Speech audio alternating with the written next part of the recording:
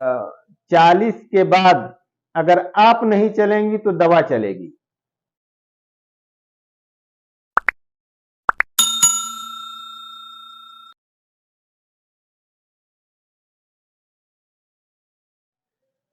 Hello दोस्तों, आज हम बात करेंगे हाई ब्लड प्रेशर की, हाइपरटेंशन की, उच्च रक्तचाप की।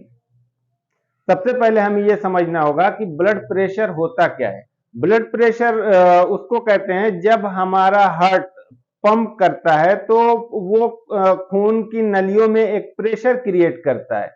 उस प्रेशर को, और जब जितनी देर के लिए हार्ट रेस्ट में होता है, यानी अगले पंप से पहले की स्टेज में जो प्रेशर नलियों में होता है, उस प्रेशर को, यानी दोनों प्रेशर को मिला के ब्लड प्रेशर कहा जाता है। अब आपने सुना होगा कि दो तरीके का ब्लड प्रेशर है, सिस्टोलिक और डायस्टोलिक। सिस्टोलिक किसको कहते हैं? सिस्टोलिक ब्लड प्रेशर उसे कहते हैं कि जब हार्ट पंप करता है तो उस वक्त जो आर्टरीज में जो हमारी खून की नलियों में प्रेशर क्रिएट होता है, उस प्रेशर को सिस्टोलिक कहते हैं। और जब हार्ट रेस्ट में होता है, यानी अगले पंप से पहले की पोजीशन में जो खून की नलियों में प्रेशर होता है, उसको डायस्टोलिक कहते हैं। अच्छा, कितना होता है नॉर्मल ब्लड प्रेशर सिस्टोलिक और डायस्टोलिक? यानी 120 से 120 बाई 80, यानी 120 by 80 mmHg normal blood pressure होता है। अच्छा, जैसे कि अगर ये 40 से पहले ये नॉर्मल है, 40 साल की एज के बाद 120 से 30 के दरमियान, उसके बीच में कोई भी रीडिंग हो सकती है, और 80 से 90 के दरमियान की रीडिंग को नॉर्मल माना जाता है, यानी 40 के बाद। और जब 130 क्रॉस करता है और डायस्टोलिक 90 क्रॉस करता है, तो उस वक्त यानी कि अब आप हाइपरटेंशन की कैटेगरी में आने लगे हैं। तो ऐसी कंडीशन में अब आपको थोड़ा सा ध्यान देना पड़ेगा। अच्छा, इसकी क्या वजह है? हाँ, आजकल हाई ब्लड प्रेशर के काज क्या है, वजह क्या है? मैं मेनली बात करूंगा जैसे कि लाइफ स्टाइल, आजकल की जो लाइफ स्टाइल है, एज फैक्टर है और डाइट है। यही तीन चीजें ऐसी हैं जो कि आज के सबसे ज्यादा केस इसी तीन चीजों की वजह से पाए जाते हैं, हाइपरटेंशन के, हाई ब्लड प्रेशर के। अच्छा, लाइफ स्टाइल में क्या है? जैसे कि लाइफ स्टाइल में फिजिकल एक्टिविटी बहुत कम हो गई है। जैसे आदमी अब लग्जरियस लाइफ जीना चाहता है, आराम तलबी वाली जिंदगी जीना चाहता है।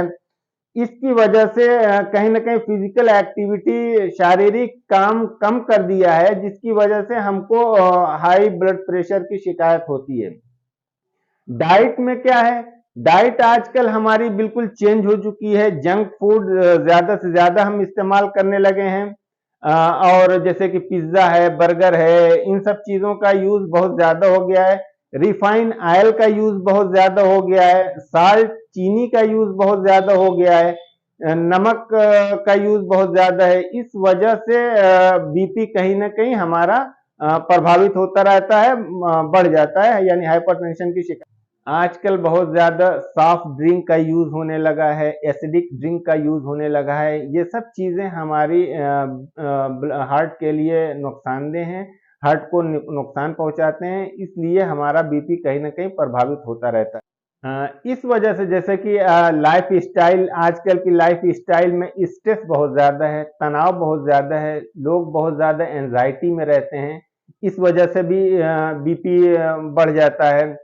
खान पान की वजह से कोलेस्ट्रॉल और खून की नलियों में एक कैलकुलस और प्लाक डिपॉजिट हो जाता है, जम जाता है। खून की नलियां पतली हो जाती हैं, जिसकी वजह से खून के बहाव में दिक्कत आती है। अब हम आते हैं इसके मैनेजमेंट में। सही मैनेजमेंट क्या है? हाइपरटेंशन का सही मैनेजमेंट क्या है? हाई ब्लड प्रेशर के लिए सही मैनेजमेंट क्या है? सही मैनेजमेंट यह है कि सबसे पहले हमें हाइपरटेंशन की वजह को जानना होगा, उसकी रूट को जानना होगा, उसकी काज को जानना होगा। उसके बाद मैनेज करेंगे। जैसे कि अगर मान लीजिए कि किसी को टेंशन है, एंजाइटी है, उसकी वजह से तनाव में है, उसकी वजह से उसका बीपी बढ़ा हुआ है। ऐसी कंडीशन में बीपी बढ़ने की वजह ये होती है कि बॉडी के अंदर कुछ चेंजेस हो जाते हैं, उस चेंजेस की वजह से ब्लड प्रेशर हमारा बढ़ा हुआ है। तो अब ऐसी कंडीशन में हमें ब्लड प्रेशर कम करने की दवाएं नहीं लेनी है। अगर वो मरीज डॉक्टर के वहां जाता है, बीपी चेक करता है तो बीपी बढ़ा हुआ है, जब बीपी बढ़ा हुआ है तो डॉक्टर ने भी उसको एंटी हाइपरटेंसिव दवाएं दे दिया, ये नहीं। उसके रूट को जानिए, उसको काज को जानना होगा। उसको जब काज को हटा देंगे तो ब्लड प्रेशर हमारा खुद ब खुद नॉर्मल हो जाएगा। अगर उसको स्ट्रेस है, उसको एंजाइटी है, उसको तनाव है, तो उसकी एंजाइटी को दूर किया जाए, उसकी काउंसलिंग किया जाए, उसके तनाव को कम करने की कोशिश किया जाए, उससे बातचीत किया जाए, उसे पॉजिटिव पॉजिटिव थिंकिंग के लिए प्रोत्साहित किया जाए, उसको पॉजिटिव स्टेज में लाया जाए, तो फिर वो खुद ब खुद अपने आप बीपी नॉर्मल हो जाएगी। उसमें बीपी की दवा देने की कोई जरूरत ही नहीं है। दूसरी चीज है जो हमारी डाइट की वजह से, आजकल के हमारे खान पान की वजह से, रिफाइन तेल की वजह से और नमक की वजह से, चीनी की वजह से, सॉफ्ट ड्रिंक की वजह से, जो कुछ भी जैसे कोलेस्ट्रॉल हमारे ब्लड में बढ़ा हुआ है, चर्बी हमारे खून में बढ़ी हुई है, तो इसकी वजह से हमारी खून की नलियों में एक प्लाक और कैलकुलस जमा होना शुरू हो जाते हैं, जिसकी वजह से वो नलियों के सुराख छोटे हो जाते हैं, यानी खून को बहने के लिए रास्ता कम मिलता है, ऑब्स्ट्रक्शन पैदा हो जाता है, ब्लॉकेज पैदा हो जाता है, अवरोध पैदा हो जाता है, जिसकी वजह से खून पूरी तरीके से पास नहीं हो पाता उस जगह से। तो फिर जब खून पास नहीं हो पाता है तो कहीं ना कहीं फिर हमारे हार्ट पे उसकी वजह से लोड पड़ता है और बीपी बढ़ा रहता है, हाइपरटेंशन की शिकायत हो जाती है। अब इस कंडीशन में अगर हम बीपी चेक कराते हैं और डॉक्टर से जाते हैं तो डॉक्टर ने हाइपरटेंसी की दवा दे दिया, बीपी का कंट्रोल हुआ, जैसे कि उसने कैपिलरीज को, आर्टरीज को, उसके खून की नलियों को डायलेट किया, फैला दिया, उसकी फिर कुछ देर के लिए आपका बीपी सही हो गया। लेकिन ये नहीं, जो उसका ऑब्स्ट्रक्शन है, जो उसका अवरोध है, जो उसका ब्लॉकेज है, उसको हटाया जाए। जैसे कि अगर डॉक्टर ने दिया कि खून पतला करने की दवा दे दिया, खून पतला हो गया, तो खून पतला हो गया, खून पतला होने की वजह से उस छोटे रास्ते से तो खून पास हो जाता है, लेकिन खून को जो नेचुरल थिकनेस है उसी को मेंटेन रखना है, उसको मेंटेन रखते हुए ही बीपी को कंट्रोल करना है, ना कि खून को पतला करके उसको बीपी को कंट्रोल करना है। अच्छा, अब खून गाढ़ा क्यों होता है? गाढ़ा हो जाता है, ये हमारा कोलेस्ट्रॉल बढ़ जाता है, खाने पीने की चीजों में ऑयली चीजों का ज्यादा इस्तेमाल करते हैं, इन सब चीजों की वजह से जो खून गाढ़ा हो जाता है। उसके लिए भी हमको कुछ नेचुरल प्रोडक्ट ही लेने चाहिए, जो नेचुरल प्रोडक्ट जब हम लेंगे प्राकृतिक चीजों का और हर्ब का इस्तेमाल करेंगे, तो उन सब चीजों की वजह से ब्लड की थिकनेस जो नॉर्मल है वो थिकनेस आएगी, ना कि उसको डिस्टर्ब, उसकी थिकनेस को डिस्टर्ब करेगा। उसमें जो गाढ़ापन है, उसमें जो चिकनाई है, उन चीजों को दूर किया जाए, ब्लड अपने नेचुरल थिकनेस पे आ जाए।